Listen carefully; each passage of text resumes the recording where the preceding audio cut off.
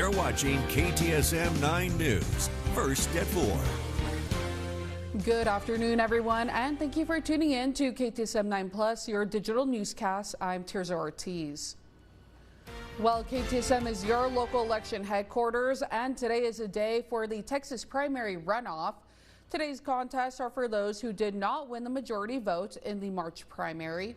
Here in El Paso County, there are several Democratic runoff races, including district judge in the 168 Judicial District and judge county court at law number 2. There is also one local Republican runoff for judge, Court of Criminal Appeals, place 3. With just under 3 hours left, you can still vote today for both the local and state races. It's also important to note, even if you did not vote in the March primary, you can still cast a ballot in the runoff. Now, over in the state runoff, more than 800,000 Republican voters cast a ballot last week, a number that outpaces early voting totals from recent Texas elections. A big reason, the battle for the U.S. Senate seat between Senator John Cornyn and Attorney General Ken Paxton. The race has gained national attention as President Donald Trump threw his support behind Paxton and criticized Cornyn over the weekend, saying he was disloyal. Paxton has argued for the past year that it is time for Cornyn to step down from public office, but Cornyn argues he has the best chances for Republicans to win in November. Can you name one good accomplishment of John Cornyn in those 42 years? Were we to nominate somebody with the baggage that he brings into a general election, I think all that would be at risk. The winner of the runoff will take on James Tallarico in November. Now, for an in-depth look at elections, you can visit our election guide on our website, ktsm.com. Happening now, El Paso City Council looking at a policy to end active recruitment or incentives for hyperscale data center projects. The agenda item highlights concerns about how these facilities fit with long-term goals for sustainability and infrastructure. The city's proposal comes after County Commissioners Court pressed El Paso water and electric officials about how emerging data centers could impact local resources. Local officials are pushing retroactive measures, saying the big takeaway from bringing in Meta is to bring utilities into the conversation earlier. Meanwhile, in council chambers, it is a packed house, with many voicing their concerns. I hope that one of the city council members is brave enough to bring canceling the 380 agreement to the next city council meeting.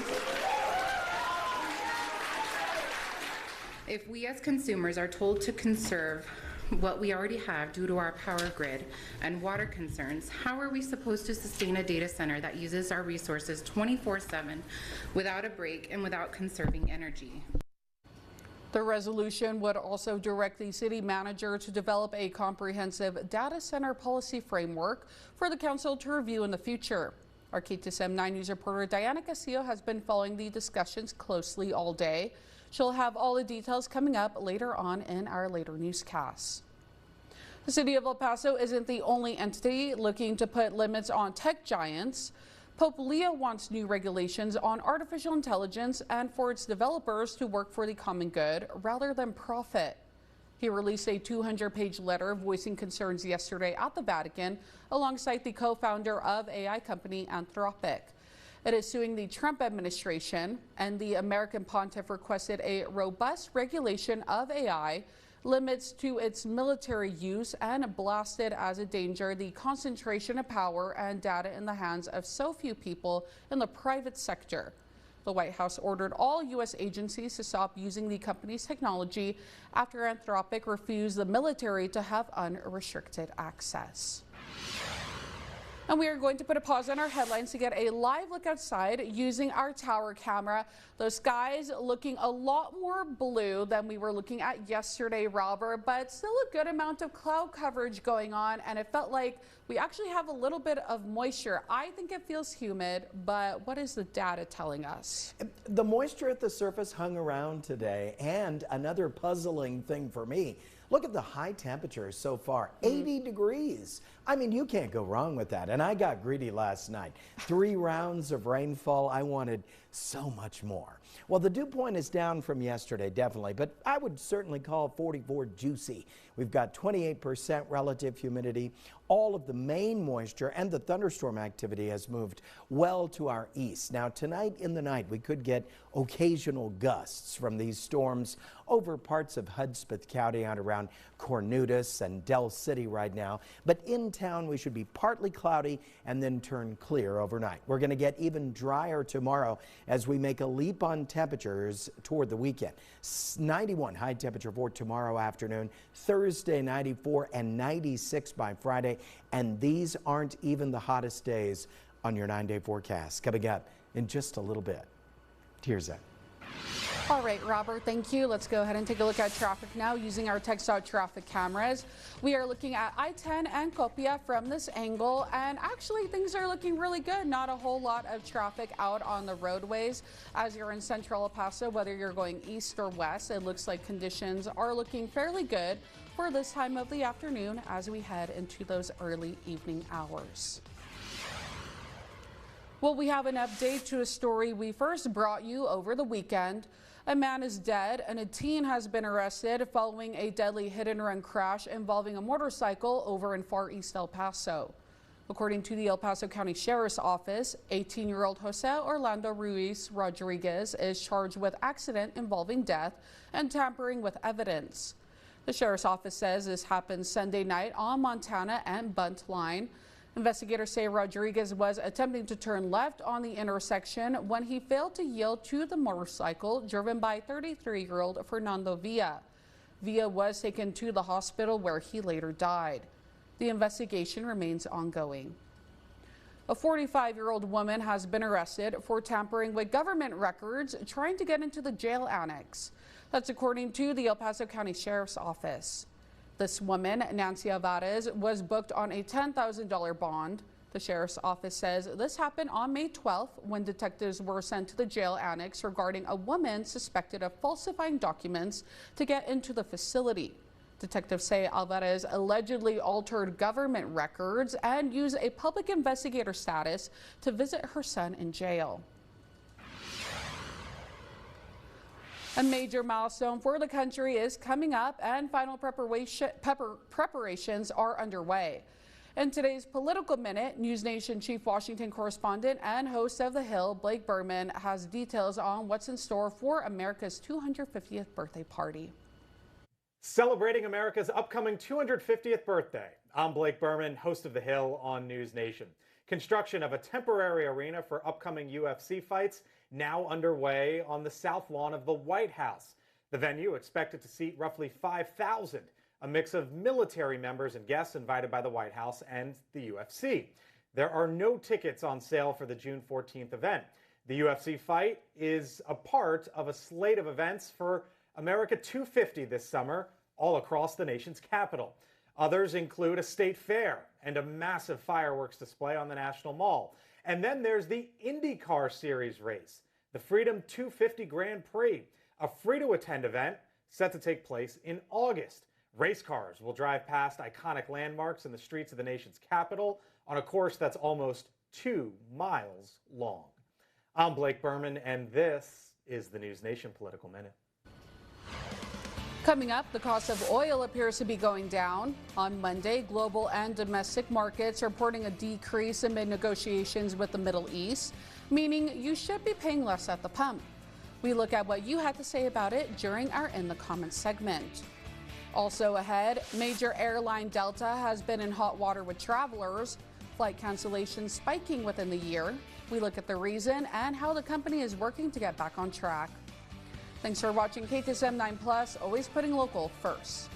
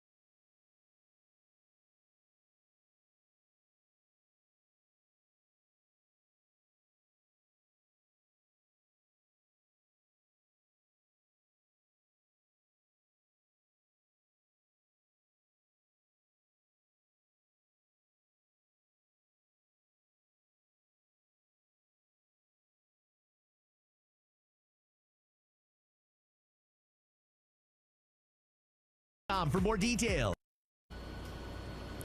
Welcome back.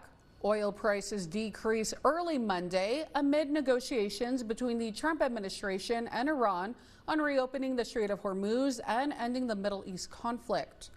The global benchmark dropped by 6.1%, while the benchmark for North American markets dipped by more than that. That translated to a slight decrease at the pump in the U.S. The average price per gallon of regular gas was more than $4.50 on Monday, a decrease of less than 1 cent from Sunday and less than a cent lower than a week ago. That's according to AAA. AAA also reported that the price of diesel fuel has decreased by more than 3 cents from a week ago to less than $5.60. Now, we shared this story to our social media pages, and a lot of you had thoughts that you want to share with us.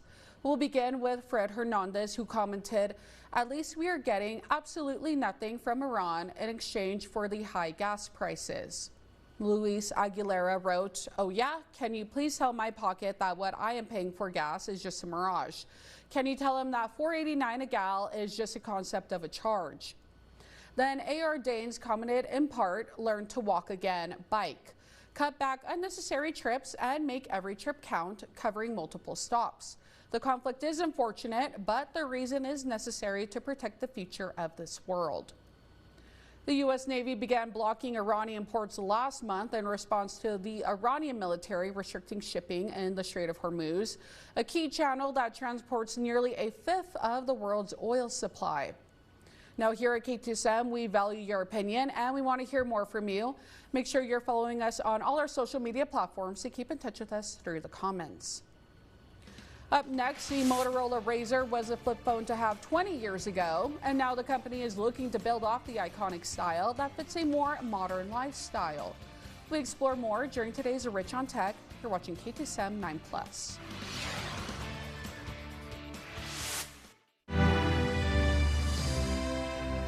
KTSM 9 News congratulates the class of 2026, sponsored by Glasheen, Vyas, and Enderman, injury lawyers.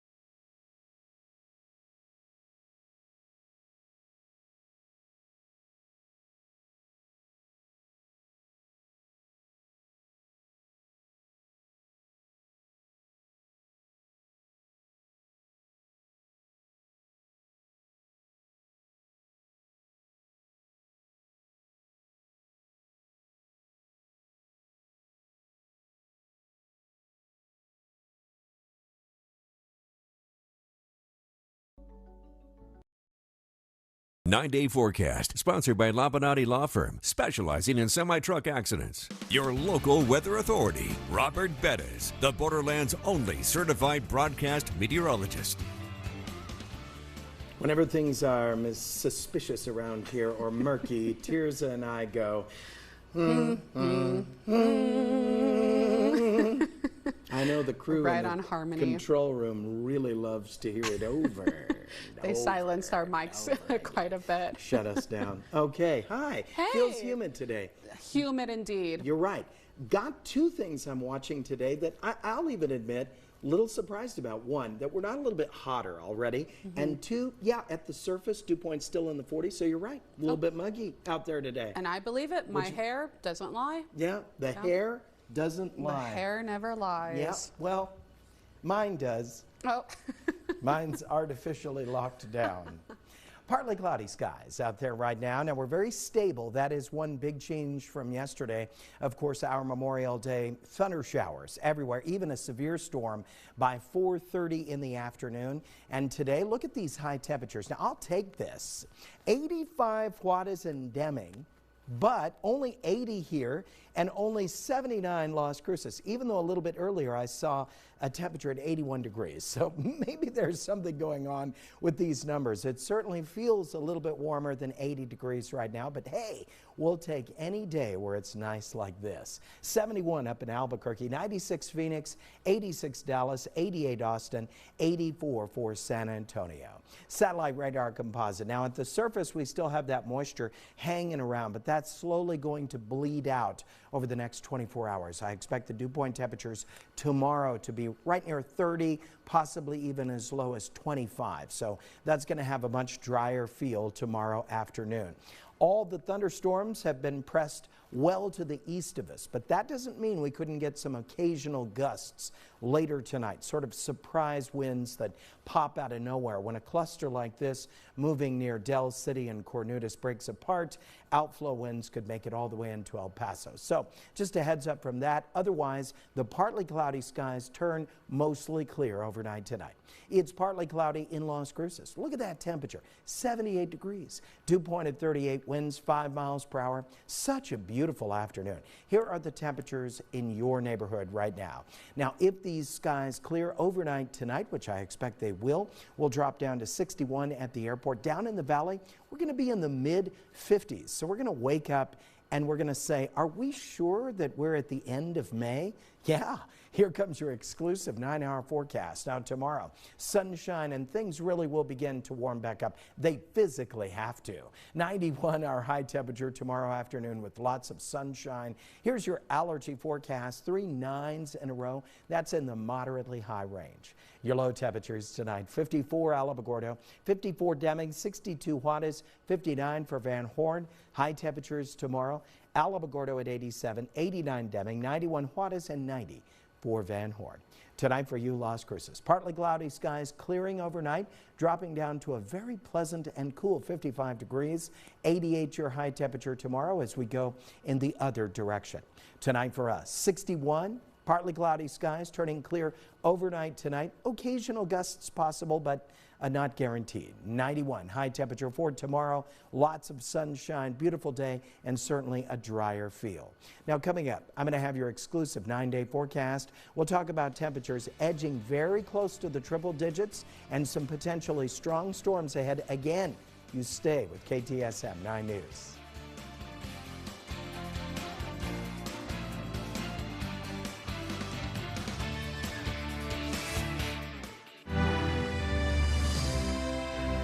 KTSM 9 News congratulates the class of 2026, sponsored by Glasheen, Vyas, and Enderman, injury lawyers.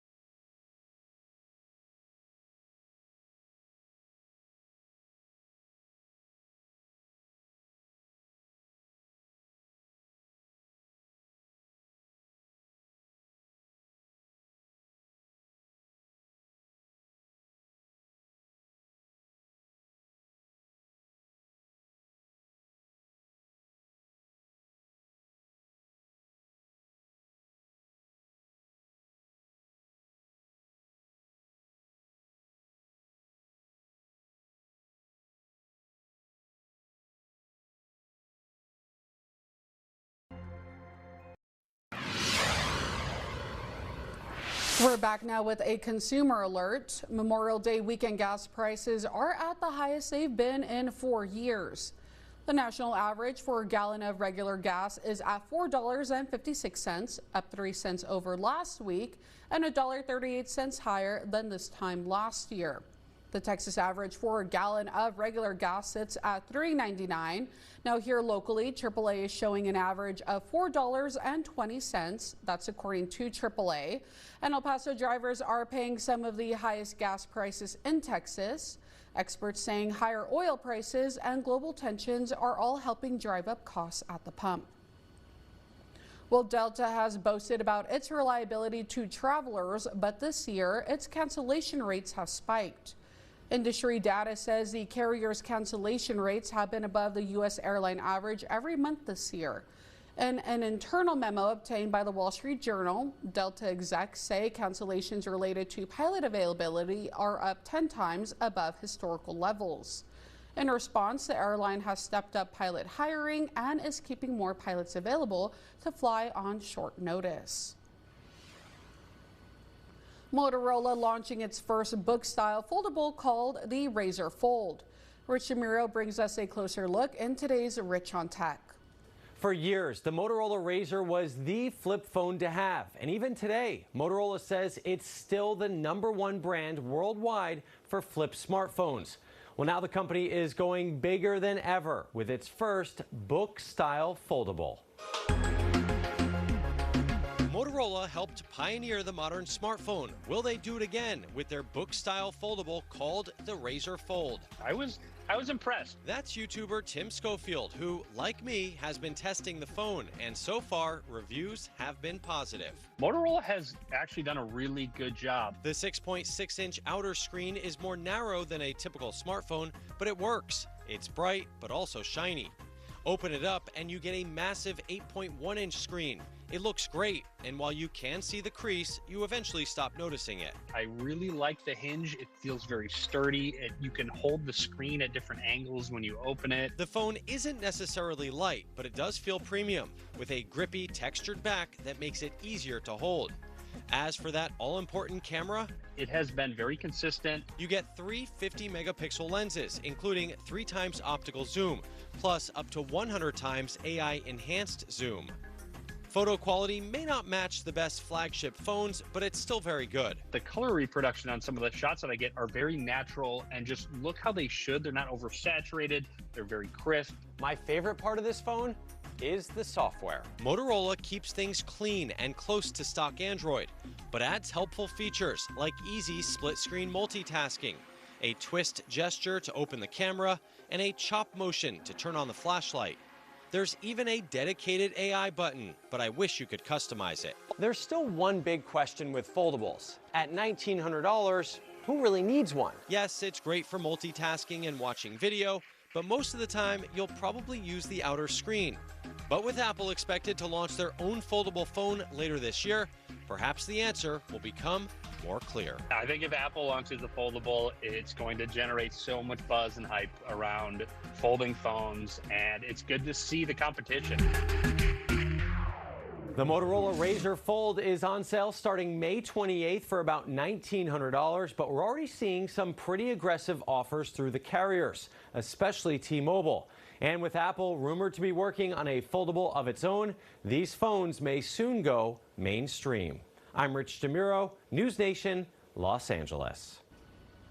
Very cool. Well, don't go anywhere. We have another half hour of news and weather coming up after the break. You're watching KTSM 9+.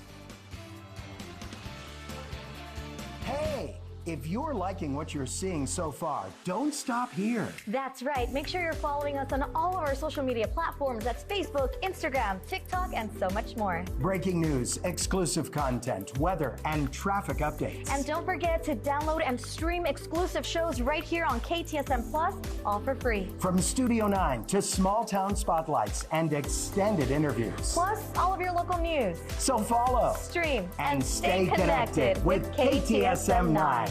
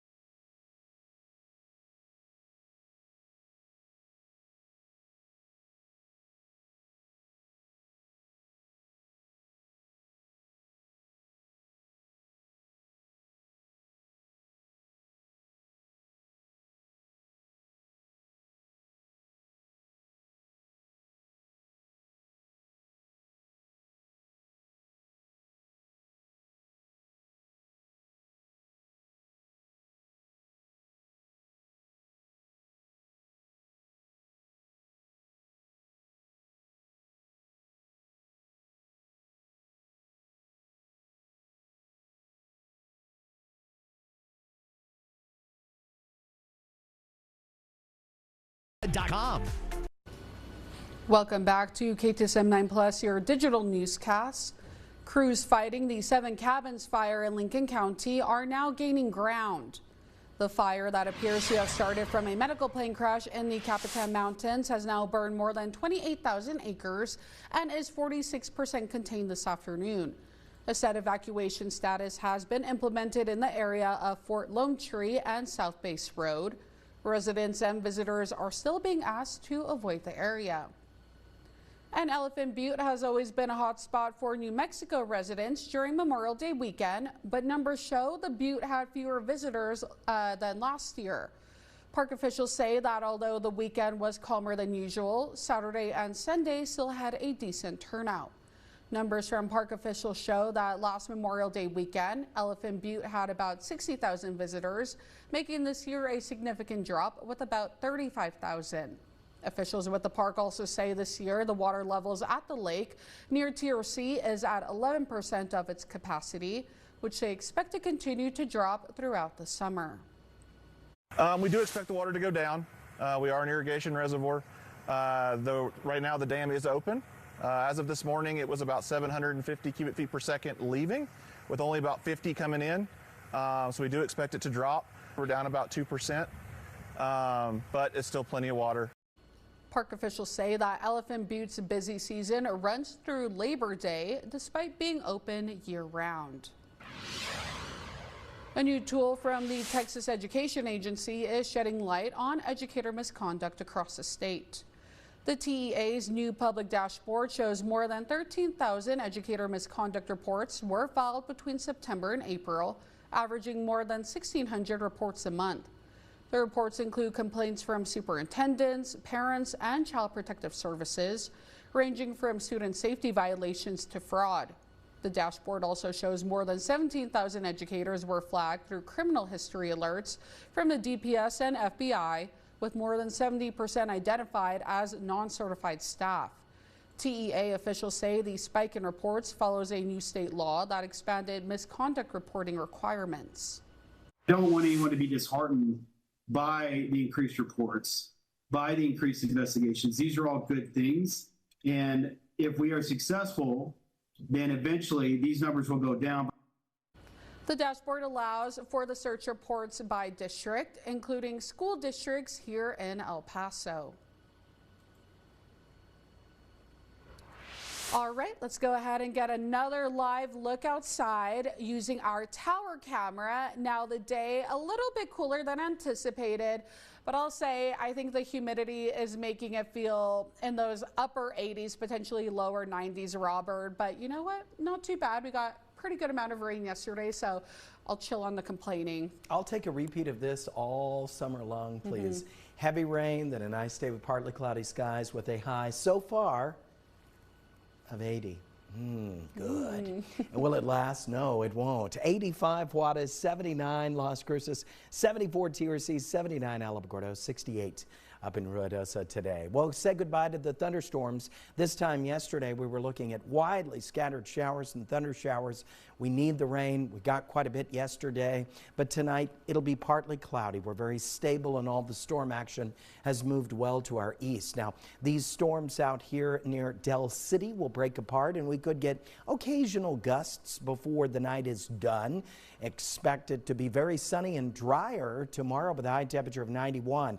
Then we're going to bounce up 94 on Thursday, Friday 96, and these aren't even the hottest days in the long range forecast. We're going to be close to 100 degrees within a couple of days next week, and we also see a return of the potentially strong thunder showers. I'm going to have that detailed 9-day forecast coming up in just a little bit. Tirza. All right, Robert, thank you. Today, top leaders at NASA doubling down on this private-public push to ensure that the U.S. dominates the next era of space exploration. News Nation Washington correspondent Raquel Martin reports. Well, today, top leaders at NASA doubling down on this private-public push to ensure that the U.S.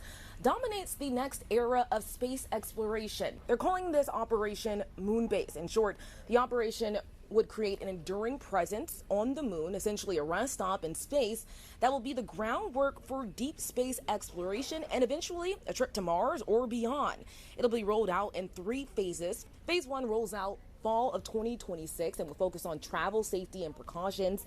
Phase 2 will concentrate on getting equipment. We're told 250 kilograms of cargo onto the moon's surface. Now, phase 3 will primarily be about expanding scientific research about the moon's surface. NASA's administrator expressed lots of excitement about the venture, but also attempted to level expectations about just how strenuous it'll be. Take a listen. We are leveraging the NASA playbook from the 1960s, figuring out what works and what doesn't in this epic science of survival, because the moon base is as beautiful as it is hostile. In sunlight, the surface can heat to over 250 degrees. In darkness, it can drop well below -200.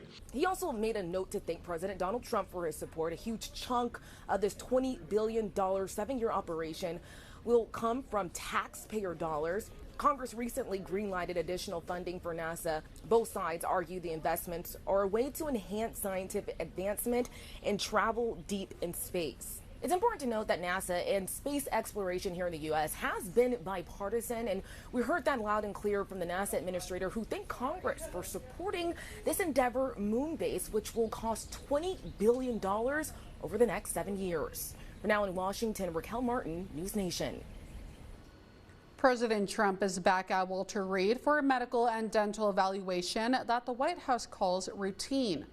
The medical exam is renewing concerns over his health with his 80th birthday just weeks away, and there's been widespread speculation about recurring bruising on the president's hands, something that the White House says is caused by frequent handshaking and taking too much aspirin. He's dealt with swelling in his legs, which the White House says was caused by a chronic venous insufficiency. More recently, President Trump has faced scrutiny after appearing tired or drowsy during public events and meetings, although he denies falling asleep. But his doctor and the White House say that the president remains fully fit to carry out his duties and push back against any speculation about his health. Coming up, early voting numbers show the largest turnout in a Republican primary runoff, and the reason, most likely the highly contested race between Attorney General Ken Paxton and Senator John Cornyn. We look at what you have to say about the numbers during our In the Comments segment. Thank you for watching KTSM 9 News at 4, putting local first. Scan to download KTSM Plus free.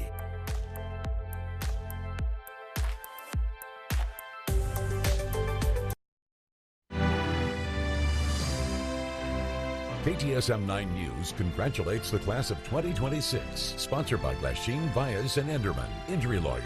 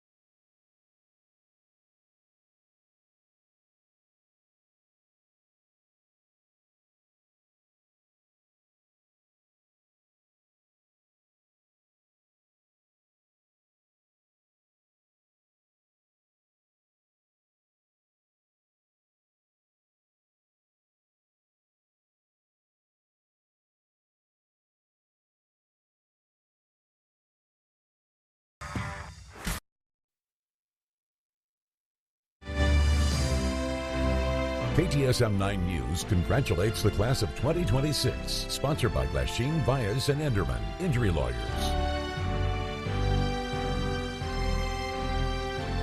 9-day forecast, sponsored by Labonati Law Firm, specializing in semi-truck accidents. Your local weather authority, Robert Bettis, the Borderland's only certified broadcast meteorologist. Welcome back. Well, Robert, check this out. A new brunch place has cracked open in West El Paso. It's called the Toasted Yolk. Officially opened its doors to the public this Memorial Day. And we got a little bit of a taste test yesterday, including dragon fruit pancakes. Yes. Yes, and their Southwest breakfast bowl. The assistant general manager says guests can expect a great dining experience at the Toasted Yolk, and the restaurant is located in the shops on Mesa Plaza. Okay, so Jocelyn came into the Weather Center. Oh, by the way, I brought some food from this new restaurant if you want to give it a try. It's sitting in our conference room. You know, the buffet room. It's not really a conference room. Anyway, try it. Dragon fruit pancakes. Incredible. It all smelled good. It looked good. Really good. Our buffet room just never ceases to amaze. KTSM gives its big old thumbs up. Boy, the church crowd's going to be huge there. Oh, we're always looking for a place after church. And there you go. there we go. We're going to give it a try. All right, let's take a look outside right now. Partly cloudy skies. I kind of miss the dark clouds and thunder and the rain showers that hit my home 3 different times yesterday. We put some in the official rain gauge at the International Airport. You know how the thunderstorms go. They'll hit every other neighborhood except the airport, but not yesterday. And this is actually yesterday's total. 0.36 inches makes the official total for the year 2.34 inches, and we should only be at 1.54. So we are off and running. Here comes your exclusive 9-hour forecast for tomorrow. A lot of sunshine in that forecast. Dew points today have been in the mid-40s, so there's a little bit of a mugginess in the feel at the surface. We're going to drop down to the low 30s, upper 20s tomorrow, so definitely a drier feel. And look at that temperature at the airport right now, 80 degrees. Man, that's just good. 44 is the dew point, so there is a little bit of mugginess in the air, at least for El Paso standards, but no gusty winds, real light winds. Up in Las Cruces, it's 80 degrees. Winds are calm, dew point 31, so a little bit drier up there. And tomorrow, again, we're going to continue our drying trend. We'll say goodbye to the showers and thunder showers. We know they would clear out for today. Now, we still have some isolated storms moving north of Las Cruces out there, also toward basically toward Oro Grande. Slight chance we could see a drop or two. Most of the action appears out here near Cornudas, Del City, even around Fort Hancock, but El Paso should be quiet. We'll go from partly cloudy skies to clear overnight tonight with occasional gusts from those area storms, even though they're quite far away. Here's your allergy forecast. 3 nights in a row. That's moderately high. 55, your low temperature tonight, Las Cruces, as we see the skies turn clear tomorrow. Drier winds from the southwest and south, popping you up to 88 degrees tomorrow afternoon. 61, our low temperature at the International Airport tonight. Also, fairly light winds with occasional abrupt gusts as those storms in the distance break apart. 91, high temperature for tomorrow with a lot of sunshine. Now, only KTSM gives you 9 full days of weather. On Thursday, partly cloudy skies with a high temperature of 94 degrees. On Friday, we're going to feel hot winds coming in from the southwest, gusting to about 30, possibly 35 miles per hour. No dust, won't be strong enough for that, but enough to call it windy. 96, 93 on Saturday. I pulled that back a little notch. Yesterday, it looked as though we might get a little moisture from the east. That does not appear to be materializing at this point. In fact, quite the opposite. We're going back to really kind of where we should be this time of year. 97 and sunshine on Sunday, mostly sunny, 98 degrees on Monday, 97 on Tuesday. We get some relief. Moisture charges up from the southeast. We'll see some isolated storms, but this is the day I'm watching. If the long-range data hold together, we're going to see potentially strong storms that day with a high of 90 degrees. Tirza. All right, Robert, thank you. And we're getting another live look outside using our textile traffic cameras now. I-10 and Lee Trevino looking pretty busy out there, whether you're heading east or west. Already seeing that congestion beginning to build out on the roadways. This is over in East El Paso, but not looking too bad. The number of early Republican voters who cast a ballot last week in the runoff election far outpaces any runoff election data from this decade. Data from the Texas Secretary of the State's office shows there were more than 829,000 mail-in and in-person votes cast in the Republican primary during the week of early voting. That reflects a 103% increase from the primary runoff in 2020 and a 230% increase from 2024. The higher turnout could be due to the battle between Senator John Cornyn and Texas Attorney General Ken Paxton for the GOP's U.S. Senate nomination. We shared this story to our social media accounts, and many of you had thoughts that you wanted to share. We'll begin with Joshua Witter, who commented, "It's time for change." Now, Eileen wrote, "Increase could be on both sides. I wouldn't read too much into that increase." Eternally Becoming says, "Vote with eyes wide open." Now, the winner of the Republican U.S. Senate primary runoff will face Democratic candidate James Tallarico in November. Polls are open until 7 p.m. tonight. And here at KTSM, we value your opinion and we want to hear more from you. Make sure you're following us on all our social media platforms to keep in touch with us through the comments.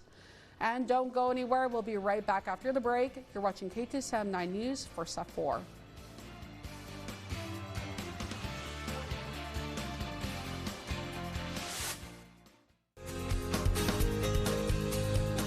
Más Las Cruces.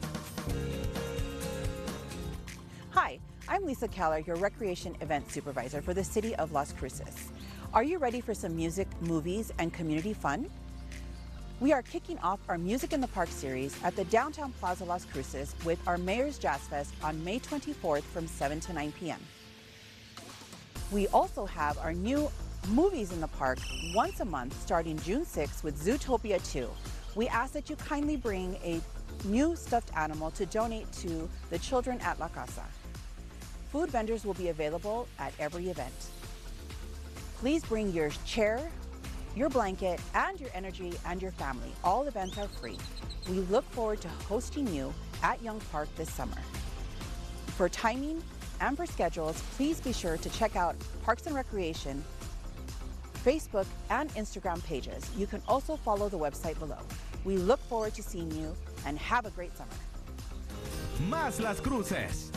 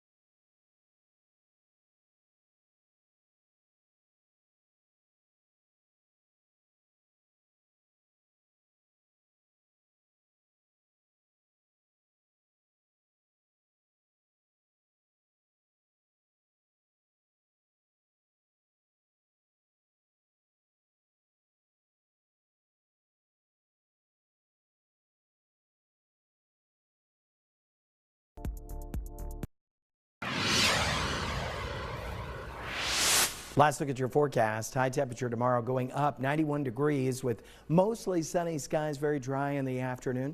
On Thursday, we shall be partly cloudy with a high of 94, 96 on Friday with hot gusty winds in the afternoon. I don't see dust though, just windy. 93 Saturday, and then look at that, 97 Sunday. 98 on Monday, 97 on Tuesday. Aha, some relief. Thunderstorms come in Tuesday and then potentially strong thunder showers on Wednesday. Now this is very long range data and it is subject to change, but we'll be watching it closely for you. Tirza. All right, Robert. Well, I'm liking the weekend. So far, looking pretty good. And don't forget, we have another small town spotlight. This week is going to take us to Cornudas, Texas. KTSM will be highlighting everything the small town has to offer, including a tour and some events at Cornudas. You'll want to tune in Wednesday for a small town spotlight. That is going to start at 6 p.m. only on KTSM. And you can also scan that QR code on your screen for directions on how to download the KTSM Plus app, where you could be able to watch this episode and past episodes of our small town spotlight. And that is going to be it for me, but we have more news coming up at 5:30, so you'll want to stick around. Have a good evening. Hair and wardrobe provided by